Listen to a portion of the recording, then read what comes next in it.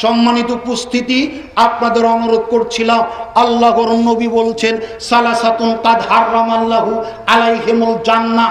আল্লাহর নবী বলেছেন 3 শ্রেণী মানুষের জন্য আল্লাহ তার জান্নাতকে হারাম করেছেন।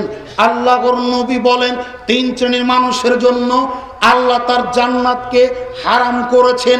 1, আল মুদমিনুন খামরুন, নিয়মিত যারা নেশাদার দ্রব্য পান করে, বিড়ি, সিগারেট, জর্দা, গুল, আওলা পাতা, তারি, মদ, গাঁজা, হেরোইন, আফিন, ফেনসিডিল, নাম জানা না জানা নেশাদার দ্রব্য যারা পান করে তারা জান্নাতে যাবে না।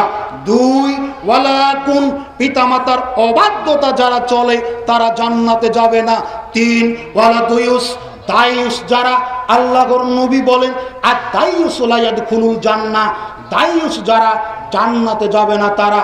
আপনাকে বলছিলাম ওয়াতাত বালাহা, স্বামীর খেদমত করে যারা জান্নাতে যাবে তারা।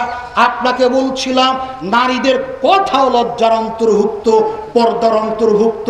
মা বোন, আপনাকে অনুরোধ করছিলাম বড় চাদর পরে চলুন, ধর্মীয় অনুশাসন মেনে চলুন, না হলে দেখায় আয়েশা রাদিয়াল্লাহু তাআলা আনহা বলেন রাসূলের পিছনে আমরা ফজরের সালাত আদায় করতাম, অন্ধকার থাকতো, বড় চাদর গায়ে দিয়ে প্রাচীরের ধার ঘেঁষে বাড়িতে ফিরতাম। কখনো কখনো আঁচলটা প্রাচীরের সাথে লেগে যেত, অন্ধকারের কারণে কেউ কাউকে চিনতে পারতাম না, বুঝাতে পারিনি। আয়েশার মতো জান্নাতি মহিলা পৃথিবীতে বহু মহিলা ছিল, এর উল্লেখযোগ্য মহিলা আয়েশা রাদিয়াল্লাহু তাআলা আনহা।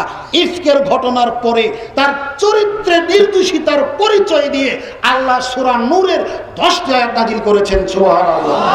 এই আয়েশা রাদিয়াল্লাহু তাআলা আনহা বলছেন আমি ফজরের সালাত অন্ধকার থাকতে আদায় করতাম, এরপরে বড় চাদর পরে আমরা প্রাচীর ঘেঁষে বাড়িতে ফিরে যেতাম, অন্ধকারের কারণে কেউ কাউকে চিনতে পারতো না।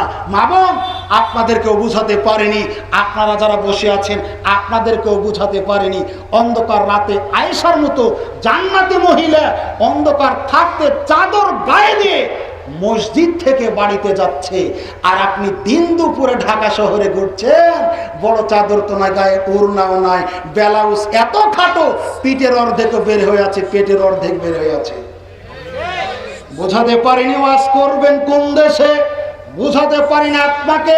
দেখেন আপনি হাদিসটা বুঝেন কিনা। আপনারা সচেতন মানুষ, বলেন তো দেখি, পুরুষ ইমাম যদি সালাতে ভুল করে মুক্তাদি কি করেন? কথা বলেন, মুক্তাদি কি করেন? সুবহানাল্লাহ বলে লুকমা দিতে হয় যাতে ইমাম বুঝে আমার ভুল হয়েছে। আর নারী ইমাম যদি ভুল করে, নারী মুক্তাদি কি করতে হবে? হাতের তালুতে না, হাতের পিঠে তালি মারবে, তবুও কথা বলার সুযোগ নাই। কে বুঝবে? হাদিসের পাতাতে হাদিসটা তো লেখা আছে। আল্লাহ, কে বুঝবে তোমার নবীর কথা? হাদিসের পাতাতে হাদিসটা তো লেখা আছে। আল্লাহ, তোমার জমিনে হাদিসটা আজকে বলে গেলাম। পুরুষ ইমাম যদি ভুল করে, পুরুষ মুক্তাদি কথা বলার সুযোগ আছে। নারী ইমাম যদি ভুল করে, কথা বলার সুযোগ নেই। এখানেও তাদের পর্দার খেলাপ হবে, শব্দ করে লুকমা দিলে। তাই তো হাতের পিঠে হাত মেরে শব্দ করার কথা এসেছে। মা বোন, আপনাদের বলে যাচ্ছি, নামাজের মতো একটা ইবাদত, এখানে যদি কথা বলে লুকমা দেওয়ার সুযোগ না থাকে, তাহলে তো চিল্লা পাল্লা করে কথা বলার সুযোগ আছে? কথা বলেন, সুযোগ আছে? অতএব বিষয়গুলি মেনে চলার চেষ্টা করুন। আল্লাহ সুবহানাহু ওয়া তাআলা আমাদেরকে তৌফিক দান করুন। আমিন।